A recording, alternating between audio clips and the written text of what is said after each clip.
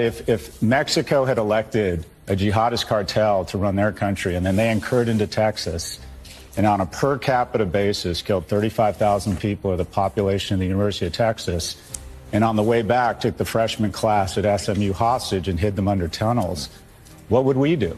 It'd be the great Sonora radioactive parking lot. But Jews are not allowed, and Israel is not allowed to prosecute a war. The anti-Israel hypocrisy exposed like you've never seen it before from Scott Galloway. Take a look. One of my pet peeves seems to be one of your pet peeves, and that is, 2 million people have been killed in the Sudan civil war. I haven't seen a protest in NYU for that. Assad killed 500 Arabs. I didn't see colleges burned down. 500,000 Arabs killed by Assad. Saddam Hussein killed over 1 million Muslims in wars. I gassed them. I didn't see protests there. And yet your school is shut down right now because Israel is responding to the worst attack against Jews worldwide since the Holocaust.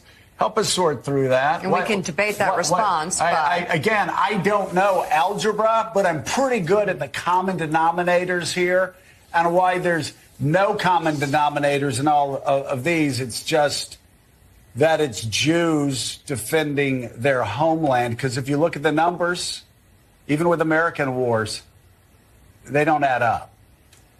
Well, first off, good to be with you, and I especially appreciate your leadership on this issue. I'll give you some more numbers. 2,200 American servicemen killed at Pearl Harbor. We go on to kill 3.5 million Japanese, including 100,000 in one night. 2,800 Americans in 9/11. We go on to kill 400,000 people in Afghanistan and Iraq. We weren't accused of genocide. You had, if Mexico had elected a jihadist cartel to run their country and then they incurred into Texas and on a per capita basis killed 35,000 people, or the population of the University of Texas, and on the way back took the freshman class at SMU hostage and hid them under tunnels, what would we do? It'd be the great Sonora radioactive parking lot. But Jews are not allowed, and Israel is not allowed to prosecute a war. And they are prosecuting a war more humanely than we have done. The ratio of combatants to civilians is, of civilian death to combatant mortality is lower than it was in Mosul, lower than it was in Japan, lower than it was in Germany. So there's just a different standard for Jews in Israel when it comes to prosecuting a war. They're allowed to fight back to a truce. But unlike America or any other Western nation that has attacked this viciously, they're not allowed to win a war. It's a double standard. And you know how you know that's true? From the fact that after October 7th, October 8th, you had pro-Palestine protests on the streets of the West. And today, you have pro-Palestine protests directly after a stabbing and ramming attack at a synagogue in Manchester.